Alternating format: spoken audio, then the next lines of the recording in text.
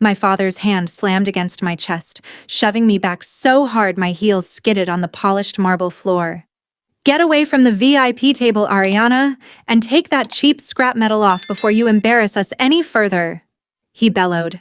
His voice echoed through the grand ballroom, instantly silencing 200 of the city's wealthiest wedding guests.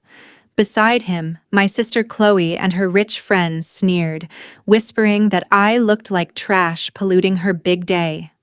I stood tall, calmly adjusting the lapels of my army service uniform, refusing to let them see me flinch. The heavy metals on my chest, the scrap metal my father despised, clinked in the dead quiet. My father raised his hand again to force me out. But before he could touch me, the groom, a decorated high-ranking military legacy himself, turned pale. He stepped forward, saluted me with trembling hands, and stammered, "Stand down.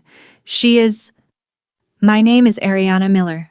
I'm 37 years old, and for as long as I can remember, I have been the permanent black sheep of the Miller family.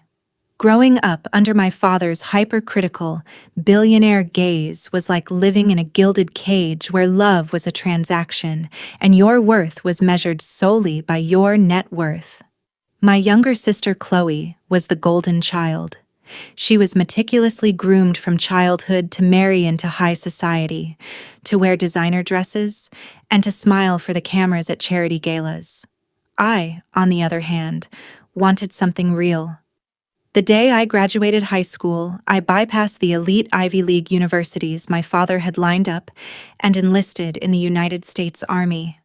To my father, this wasn't just a career choice. It was an absolute betrayal, a public disgrace to his carefully manicured empire. He told me I was dead to him, throwing away a life of luxury to play soldier in the dirt. But what he and Chloe never understood was that I was building a legacy of my own. Over nearly 2 decades of service, I rose through the ranks, eventually taking command of a highly classified, multi-billion-dollar military defense project. It is a position of immense global authority, a secret I kept entirely to myself because my family never cared enough to ask. They still thought of me as the failed, runaway daughter. Little did they know, the very scrap metal my father despised was backed by power. For 10 long years, I had almost zero contact with my family. While they flew on private jets and drank champagne, I was deployed overseas, living in tents and commanding soldiers. Then, out of nowhere, an elegant envelope arrived at my base. It was a formal invitation to Chloe's high society wedding, but the gold lettering could not hide the cold reality behind it. My father followed up the invitation with a blunt text message that made my stomach turn. "You will attend. Your late mother would have wanted it. But do not embarrass us, Ariana. Dress like you actually belong in civilized society for once." The words stung deeply, but my mother's final wish before she passed was for us to stay together. For her sake, I decided to swallow my pride and make the journey home. I did not own any expensive designer gowns, nor did I care to buy one. My formal army service uniform was the most honorable, pristine garment I owned, earned with blood, sweat, and years of sacrifice. I decided to wear it proudly, showcasing the rank and medals I had earned. It was a symbol of my life's work, and I assumed even my father would respect that. I was incredibly naive. I had no idea that my father and Chloe had already anticipated my arrival. They had absolutely no intention of letting me stand among their elite guests as an equal. To them, I was just an embarrassment to be hidden away. The moment I stepped through the heavy oak doors of the grand ballroom, the festive chatter died down to a sharp, judging hum. All eyes locked onto me, but they weren't looking with respect.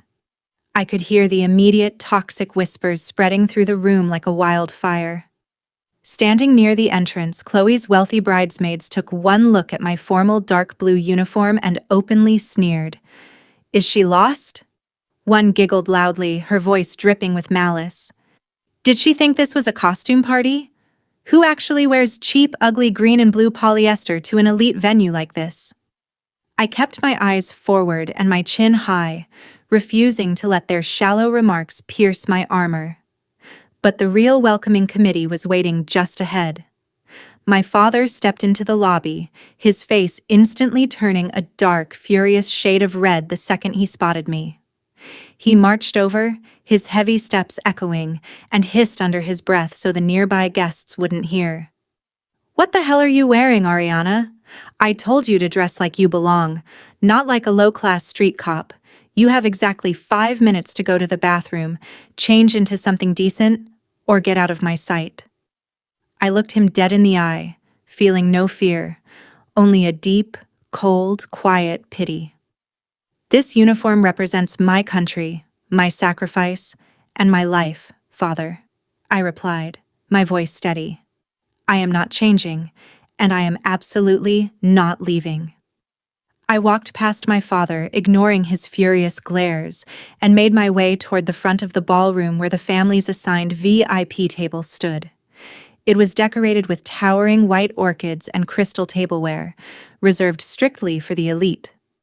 As I pulled out an empty chair, my father suddenly materialized beside me. Without warning, his hand slammed against my chest, shoving me back so hard my heels skidded on the polished marble floor. "Get away from the VIP table, Ariana, and take that cheap scrap metal off before you embarrass us any further," he bellowed. His voice boomed through the grand room, instantly silencing all 200 guests. My sister, Chloe, stood nearby, holding her glass of champagne. Instead of looking horrified by our father's physical outburst, she let out a cruel laugh. "You really are pathetic, Ariana," she sneered. "Did you seriously think you could sit with us? Look at you. You look like trash polluting my perfect day. You're ruining my dream wedding." Her wealthy friends joined in, whispering and pointing at me like I was some kind of street beggar who had wandered into a royal palace. The humiliation was designed to break me, to make me run away crying. But 19 years in the military teaches you how to survive under fire. I stood perfectly tall, calmly adjusting the lapels of my army service uniform, refusing to let them see me flinch. The heavy combat medals on my chest, which were the very scrap metal my father so deeply despised, clinked softly in the dead quiet of the room. My father raised his hand again, his face twisted in rage, preparing to physically drag me out of the building. The entire room watched in stunned silence, waiting to see if I would finally break. Before my father's hand could make contact with my shoulder, a sharp, authoritative voice cut through the tense air of the ballroom. "What is going on here?" Julian, the groom, stepped into the circle of light.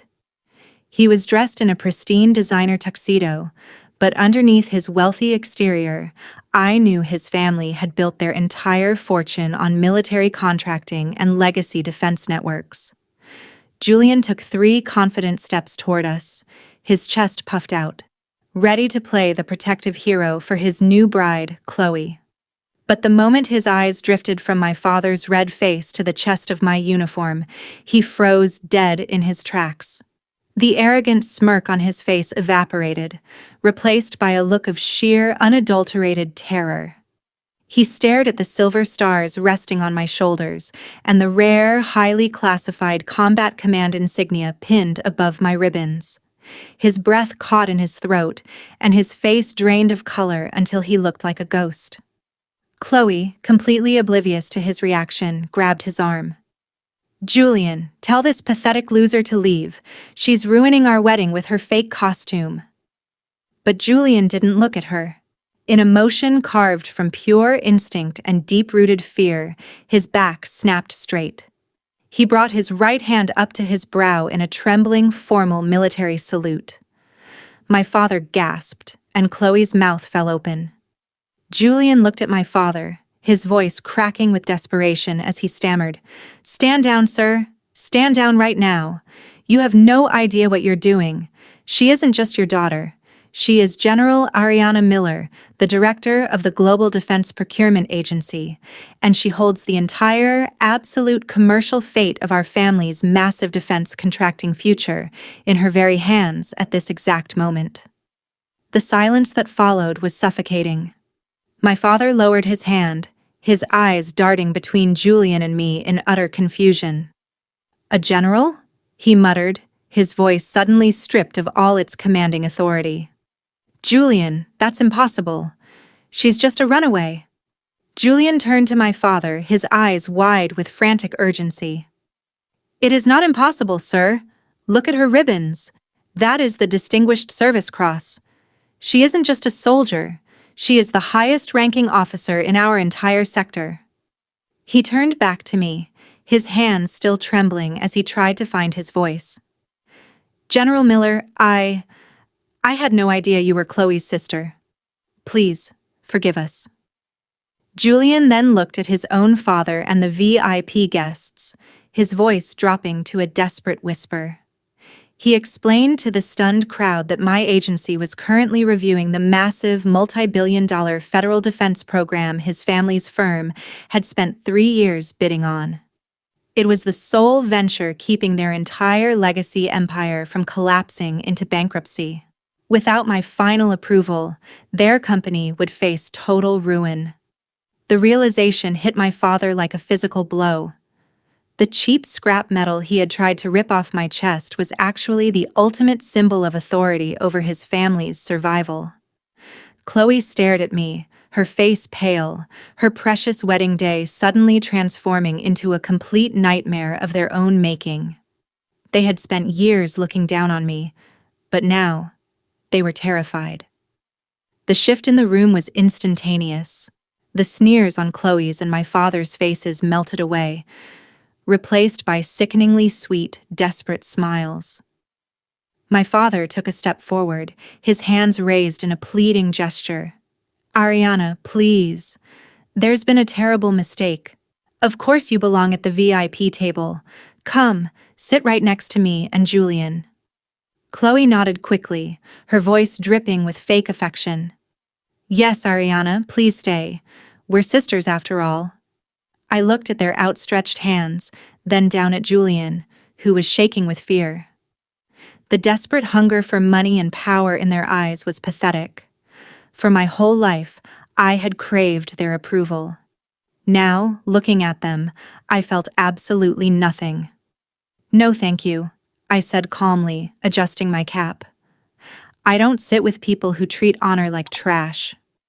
I turned my back on their desperate pleas and walked out of the ballroom, the sound of my boot heels marching to a rhythm of absolute freedom. My true family wasn't in that room. They were the brave soldiers I served with every single day. Now, I want to ask you who followed my story to the end.